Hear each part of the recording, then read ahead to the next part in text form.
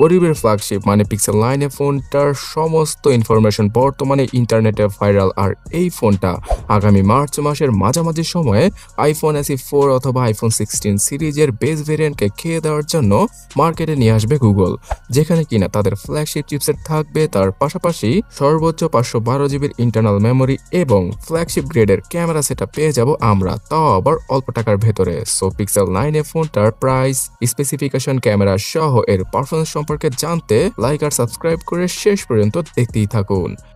Guys, আমার মনে আছে পিক্সেল 4a, 5a এবং 6a পর্যন্ত তাদের এই A সিরিজটা মাথা নষ্ট করা লেভেলের মার্কেট কাঁপিয়েছিল, তবে পিক্সেল 7a এবং 8a অতটা জনপ্রিয় হতে পারেনি। বিশেষ করে পিক্সেল 8a ফোনটার ডিসপ্লের বেজেল দেখে আমার নিজেরই হাসি পেত। তবে যাই হোক, এবার পিক্সেল 9a ফোনটার ডিসপ্লের বেজেল আগের তুলনায় কিছুটা হলেও ন্যারো হবে, তবে একদম পাতলা হবে না, বিকজ এটা একটা বাজেট ক্যাটাগরির পিক্সেল ডিভাইস। তাই গুগল ইচ্ছা করে বেজেল কিছুটা হলেও রাখবে। 6.3 ইঞ্চি সাইজের 5 হোল কাটআউটের OLED প্যানেলের একটি 120 হার্জের ডিসপ্লেকে ইউজ করা হবে পিক্সেল 9a-তে। এখানে HDR10+ এর সাপোর্ট সহ সর্বোচ্চ 1600 কি 1800 নিটসের হাইয়েস্ট ব্রাইটনেস মোডটা থাকবে, আর পিক ব্রাইটনেসটা 3000 নিটসের কাছাকাছি যেতে পারে।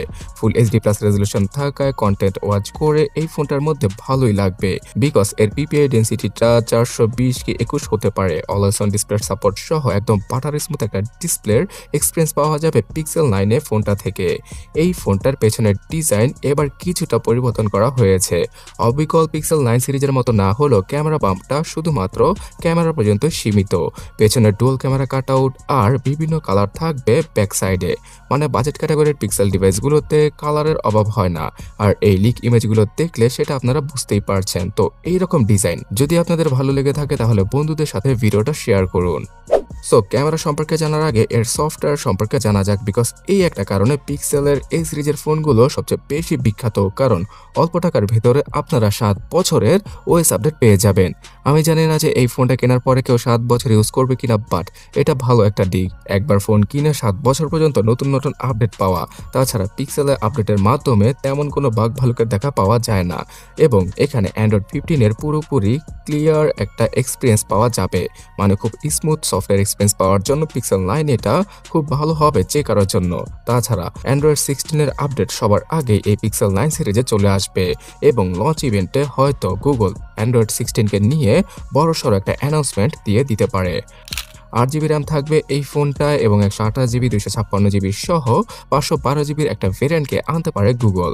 এখানে UFS 3.1 ক্যাটাগরির ইন্টারনাল মেমোরিকে ইউজ করা হবে, তাই পারফরমেন্সগত দিক দিয়ে একটা মিড রেঞ্জের স্মার্টফোনের মতোই ভালো পারফরমেন্স দিয়ে দেবে পিক্সেল 9-এ। তবে আইফোন SE 4 এর সাথে হয়তো এটা কমপ্লিট করতে পারবে না পারফরমেন্সগত দিক দিয়ে, বিকজ আইফোন SE 4 স্মার্টফোনটাতে অ্যাপলের নিজস্ব নতুন A18 চিপটা রয়েছে, যেটা কিনা মাথা নষ্ট করা লেভেলের পারফরমেন্স দিয়ে দেয়। তার বিপরীতে পিক্সেল 9 ফোনটাতে পাওয়া যাবে গুগলের নিজস্ব টেনসর G4 চিপটি, যেটা কিনা 4 ন্যানোমিটার নরে তৈরি করা এই বছরের গুগলের ফ্ল্যাগশিপ চিপ, মানে গত বছরের ফ্ল্যাগশিপ চিপ। আর এই চিপটার জন্য এই 9 ফোনটা থেকে 12 থেকে 13 লক্ষের মতো আন্তত বেঞ্চমার্কে স্কোর পাওয়া যাবে, যেটা কিনা একটা মিড রেঞ্জের অ্যান্ড্রয়েড স্মার্টফোনের জন্য এনাফ। আর হ্যাঁ, অনেকেই গুগলের টেনসর চিপকে পছন্দ করেন না, বিকজ এটা বাইরের দিক দিয়ে গুগলের চিপ হলো ভেতরে ভেতরে পুরোপুরি স্যামসাং এর এক্সিনস। আর এই চিপটাতে টুকটাক নেটওয়ার্ক ইস্যু এবং গেমিং এর জন্য অত ভালো কিছু না থাকলেও যারা কিনা গুগলের পিক্সেল 9 ফোনটা কিনবেন তারা সফটওয়্যার এক্সপিরিয়েন্স আর ক্যামেরার জন্যই ফোন কিনে থাকেন। তো ক্যামেরা হিসেবে 48 মেগাপিক্সেলের OIS যুক্ত মেইন ক্যামেরা থাকবে পেছনে, সাথে পাওয়া যাবে 12 অথবা 13 মেগাপিক্সেলের আলট্রা ক্যামেরা, যেখানে কিনা 120 ডিগ্রি ফিল্ড অফ ভিউ পাওয়া যাবে। 4K তে 60 fps পর্যন্ত ভিডিও রেকর্ডিং এর অপশন থাকবে ফোনটার পেছনের ক্যামেরাতে। ফ্রন্টে পাওয়া যাবে 13 অথবা 12 মেগাপিক্সেলের একটি হাই রেজলিউশনের 4K ক্যামেরা, মানে এই ফ্রন্ট ক্যামেরা দ্বারা 4K তে 30 fps এ ভিডিও শুট করা পসিবল হবে। স্টিল ছবিগুলো ক্যাপচার করার ক্ষেত্রে অথবা টুকটাক ভিডিওগ্রাফিতে বাজেটের মধ্যে সেরা ক্যামেরা সেটআপ দিয়ে দিবে পিক্সেল 9 এটা। ফোনের ভেতরে ডুয়াল স্টোরেজ স্পিকারের সাপোর্ট সহ পাওয়া যাবে পেমেন্ট করার জন্য NFC, তার পাশাপাশি জাইরো কম্পাস প্রক্সিমিটির মতো বিশেষ ক্যাটাগরির sensor, under display fingerprint scanner, 5100 mAh এর ব্যাটারি এবং 23 ওয়াটের চার্জিং স্পিডের সাথেই আসতে পারে পিক্সেল 9 ফোনটি, যেটা কিনা PD 3.0 জিরো চার্জিং টেকনোলজিকে সাপোর্ট করবে। তো যে কোনো পিটি চার্জার দ্বারা এটাকে খুব দ্রুতই চার্জ করা পসিবল হবে। সো গাইস, আশা করা যাচ্ছে মার্চ মাসের মাঝামাঝি সময় এই ফোনটা $499 মানে আইফোন SE 4 এর মতো প্রাইসিং নিয়ে মার্কেটে আসবে।